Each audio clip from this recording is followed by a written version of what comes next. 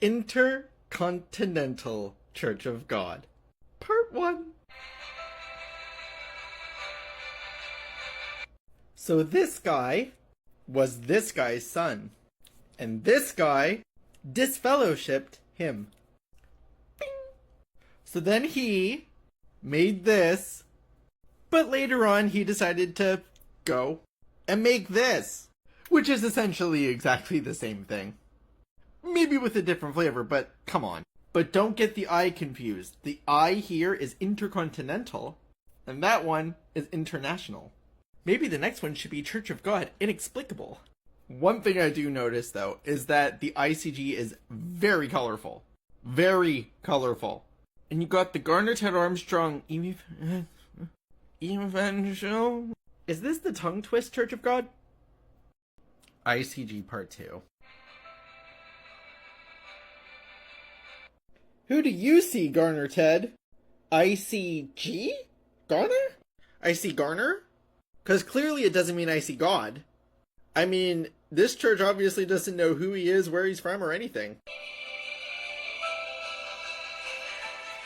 Who is Jesus Christ?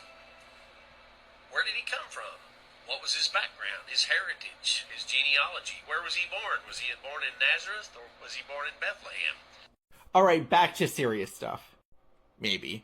Their videos on YouTube are interestingly named, like, Bible Study Do the Work. Is this like Holy Spirit Activate? But on the main website you got all these things like this colorful Holy Day calendar, recipes to make while you can't eat leavened bread, and of course the correspondence course. Lesson 1 is God because they still don't know. ICG Part 3? So when I was snooping around on the PCG's website and was listening to Gerald Fleury and his people, their radio broadcast was something else. And now I've found a close second. Mark Armstrong is Garner Ted's son. And so he's the main voice of the Garner Ted Armstrong Evangelistic Association. And like, his entire spiel is like a love letter to Donald Trump. Vote for Donald Trump or not, this is like a love letter. I mean, if you need more proof, Biden is called the pretender. As in, pretender to the throne. As if Donald Trump is the true king. There are stories in the Bible like this, Mark Armstrong. It doesn't usually fare too well for those who have a personality cult. But I mean, this is a cult, so par for the course? ICG Part 4. Line Upon Line is actually one of the more interesting features that I've come across in Churches of God. Essentially, it displays itself like a live webcast with multiple members, and you can actually submit questions to be answered. It's kind of like an old-fashioned radio show, but with video. But the demeanor of coming across like all these fancy houses with all these old guys talking about theology is pretty funny. And they have a lot of parts, too. I mean, it pretty much rivals David Pack's billion-part prophecy series. They're about at the same pace that David Pack is. Episode 533, I think he's somewhere around that now. And it also definitely has a very Armstrongist take of using very strong language, like right below the shocking truth. The plain truth. And honestly, I started playing this video and I'm like, nope, don't want to hear it. If you grew up in a Church of God, there's a vibe. ICG Part 5. 21st Century Watch is ICG's version of the Plain Truth magazine. No joke. In fact, they have absolutely no problem drawing from previously written articles from the Plain Truth. See?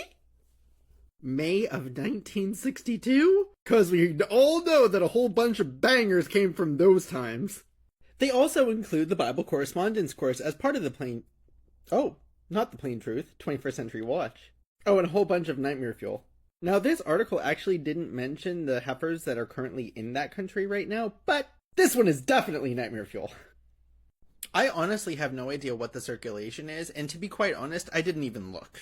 Because to me, it's just more of the same old, and if there were avid Plain Truth readers, they would probably still be reading this. The Plain Truth lives on. ICG Part 6. So just like every single major offshoot, they have their own booklets too. And the ICG does not hold back. They have almost an endless list of them. Most notable, from what I could tell, are end time stuff and stuff against evolution. Like, how many booklets do we need to address both topics? This is just a sample, so here's one here. Oh, look at that, 2 in a row. Oh, another 2 in a row. Oh, and this is just a sampling of the end time stuff. Halloween is pagan? Is that like pecan? Stupid helicopter stuff. If you don't know, the reason that they used helicopters in a lot is because they thought that it looked like the locust described in Revelation. And this one is interesting because it's exactly the title of another WCG one, and very similar. ICG, Part 7. So I decided to sample their Bible correspondence course. I'm shocked. Like, really shocked. The content is sparse. For a Church of God? It's the same across the board. They have 15 lessons very similar to this one. These are the questions. Feel free to pause and look. But to me, this is basic. Especially for a Church of God. It's truly the type of depth that I'm used to seeing in just generic churches. Yes, there's a cult agenda, but it's still about the same depth. But now, with that, I have now officially covered every single major offshoot. That was one of my first main goals when I established this channel. Milestone. Check.